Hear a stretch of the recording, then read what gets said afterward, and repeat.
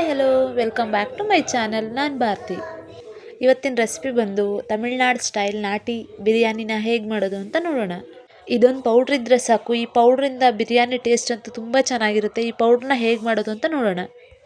ಮೊದಲಿಗೆ ನಾನು 4 ಸ್ಪೂನ್ ಧನಿಯಾಕಾಳನ್ನ ತೊಗೊಂಡಿದ್ದೀನಿ.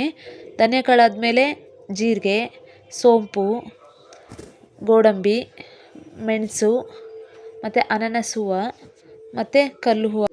ನೆಕ್ಸ್ಟ್ ಮರಾಠಿ ಮೊಗ್ಗು. ಈ ಮರಾಠಿ ಮೊಗ್ಗನ್ನ 4 ತೊಗೊಂಡಿದ್ದೀನಿ. ಮತ್ತು ಚಕ್ಕೆ, ಲವಂಗ ಮತ್ತು 4 ಏಲಕ್ಕಿ. ಈ ಏಲಕ್ಕಿನ ಬಿಡಿಸಿಟ್ಕೊಂಡಿದ್ದೀನಿ. ಮತ್ತು ಪಲಾವ್ ಎಲೆ. ಇದಿಷ್ಟನ್ನು ಹಾಕಿ ಇದನ್ನು ಹುರಿಯೋಂಥ ಅವಶ್ಯಕತೆ ಇಲ್ಲ, ಹಾಗೆ ಮಿಕ್ಸಿಗೆ ಹಾಕಿ ಪೌಡ್ರ್ ಮಾಡ್ಕೊಳ್ಳಿ. ಇದನ್ನು ತರ್ತರಿಯಾಗಿ ಪೌಡ್ರ್ ಮಾಡ್ಕೊಂಡು ನಾವು ತುಂಬ ದಿನದವರೆಗೆ ಸ್ಟೋರ್ ಮಾಡಿ ಇಟ್ಕೋಬೋದು. ಇದನ್ನು ಚಿಕನ್ ಬಿರಿಯಾನಿ ಆಗ್ಬೋದು, ಚಿಕನ್ ಡ್ರೈ ಆಗ್ಬೋದು, ಇದಕ್ಕೆಲ್ಲ ಯೂಸ್ ಮಾಡ್ಬೋದು. ಈ ಥರ ಪೌಡ್ರ್ ಮಾಡಿಟ್ಕೊಂಡ್ರೆ ಸಾಕು. ನೆಕ್ಸ್ಟು ಬಿರಿಯಾನಿಗೆ ಹಸಿ ಮಸಾಲೆ ಏನೇನು ಬೇಕು ಅಂತ ಹೇಳಿ ನಾನು ತೆಗೆದಿಟ್ಕೊಂಡಿದ್ದೀನಿ.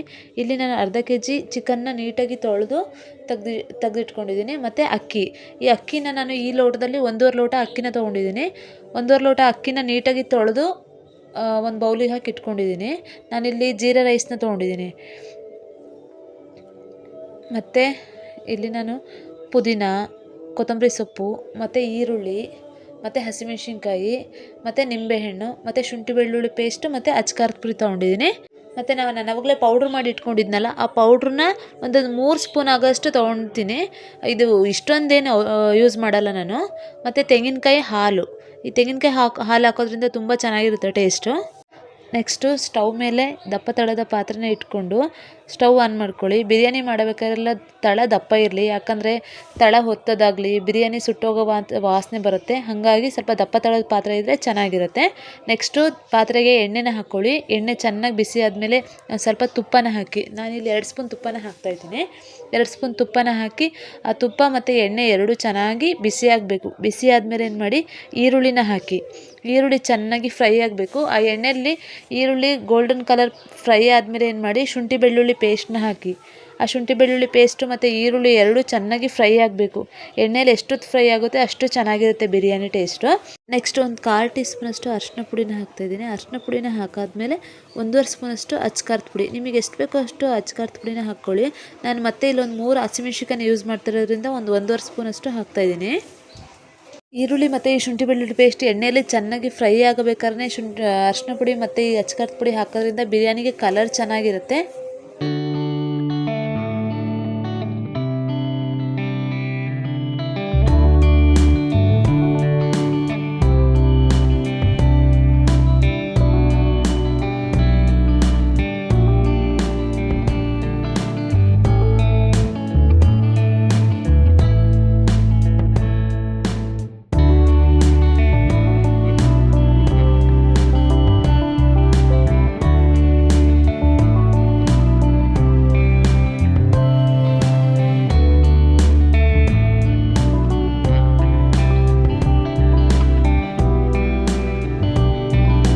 ನೆಕ್ಸ್ಟ್ ಇದಕ್ಕೆ 1 ಹಿಡಿಯಷ್ಟು ಪುದೀನ ಸೊಪ್ಪು ಮತ್ತು 1 ಹಿಡಿಯಷ್ಟು ಕೊತ್ತಂಬರಿ ಸೊಪ್ಪನ್ನ ಹಾಕ್ತಾಯಿದ್ದೀನಿ. 2 ಸಮ ಪ್ರಮಾಣದಲ್ಲಿ ಹಾಕಿ ಚೆನ್ನಾಗಿ ಫ್ರೈ ಮಾಡ್ತಾ ಇರಿ.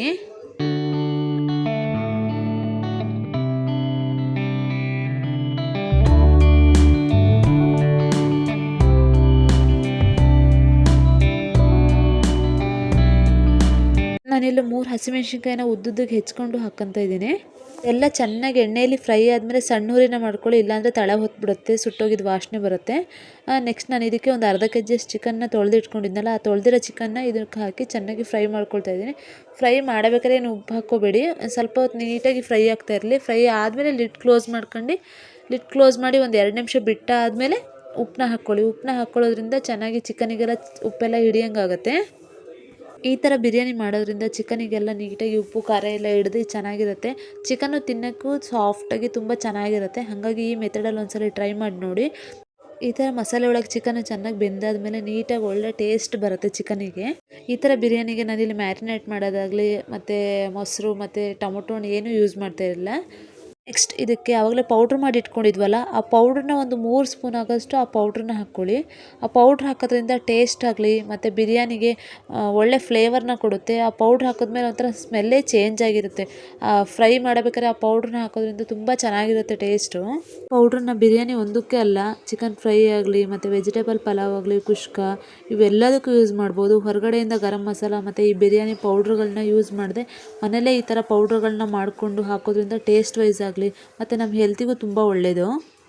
ಇದೆಲ್ಲ ಚೆನ್ನಾಗಿ ಫ್ರೈ ಆಗ್ತಿರಬೇಕಾದ್ರೆ ಇನ್ನೊಂದು ಸ್ವಲ್ಪ ಉಪ್ಪನ್ನ ಹಾಕ್ತಾಯಿದ್ದೀನಿ, ಯಾಕಂದರೆ ಆವಾಗಲೇ ಒಂದು ಸ್ವಲ್ಪ ಹಾಕಿದ್ದೆ, ಹಾಗಾಗಿ ಇನ್ನೊಂಚೂರು ನೋಡಿಕೊಂಡು ಇನ್ನೊಂದು ಸ್ವಲ್ಪ ಹಾಕ್ಕೊಳ್ತಾ ಇದ್ದೀನಿ.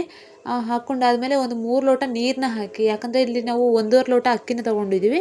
ಆ 1.5 ಲೋಟ ಅಕ್ಕಿಗೆ 3 ಲೋಟ ನೀರನ್ನ ಹಾಕಬೇಕು. ನಾನಿಲ್ಲಿ ಆವಾಗಲೇ ಕಾಯಿ ಹಾಲು ಮಾಡ್ಕೊಂಡಿದ್ನಲ್ಲ, ಆ ಕಾಯಿ ಹಾಲೇ ಒಂದು ಅರ್ಧ ಲೋಟ ಅಷ್ಟಿತ್ತು. ಹಾಗಾಗಿ ನಾನು ಆ 3 ಲೋಟ ನೀರು ಸರಿಯಾಗೋ ಥರನೇ ಈ ಕಾಯಿ ಹಾಲನ್ನು ಅದರೊಳಗೆ ಮಿಕ್ಸ್ ಮಾಡಿ 3 ಲೋಟ ಸರಿ ಮಾಡಿ ಹಾಕ್ತಾಯಿದ್ದೀನಿ. ನೆಕ್ಸ್ಟು ರುಚಿಗೆ ಎಷ್ಟು ಬೇಕೋ ಅಷ್ಟು ಉಪ್ಪನ್ನ ನೋಡ್ಕೊಂಡು ಹಾಕ್ಕೊಳ್ಳಿ. ಮತ್ತು ಒಂದು ಅರ್ಧ ಹೋಳು ನಿಂಬೆಹಣ್ಣು ಇಟ್ಕೊಂಡಿದ್ನಲ್ಲ, ಆ ನಿಂಬೆಹಣ್ಣನ್ನ ನೀಟಾಗಿ ಹಿಂಡಿ ಆ ನೀರಿಗೆ ಹಿಂಡ್ಕೊಂಡು ಚೆನ್ನಾಗಿ ಲಿಡ್ನ ಕ್ಲೋಸ್ ಮಾಡಿ ಚೆನ್ನಾಗಿ ಕುದಿಯೋಕ್ಕೆ ಬಿಡಿ. ಕುದ್ದಾದ್ಮೇಲೆ ಸೈಡೆಲ್ಲ ಎಣ್ಣೆ ಎಲ್ಲ ಬಿಟ್ಕೊಂಡಿರುತ್ತೆ. ಆ ಟೈಮಲ್ಲಿ ಏನು ಮಾಡಿ ಅಂತ ಹೇಳಿದ್ರೆ, ಅಕ್ಕಿನ ತೊಳೆದಿಟ್ಕೊಂಡಿರ್ತೀವಲ್ಲ, ಆ ಅಕ್ಕಿನ ಅದರೊಳಗೆ ಹಾಕಿ ಮಿಕ್ಸ್ ಮಾಡ್ತಾ ಬನ್ನಿ. ಆಮೇಲೆ ಒಂದು ತಟ್ಟೆನ ಮುಚ್ಚಿ ಒಂದು 10 ನಿಮಿಷ ಬೆಂದಾದ್ಮೇಲೆ ಏನಾಗುತ್ತೆ, ಅಕ್ಕಿ ಅರ್ಧಬರ್ಧ ಬೆಂದಂಗಾಗಿ ನೀರೆಲ್ಲ ಹಿಂಗೋಗಿರುತ್ತೆ.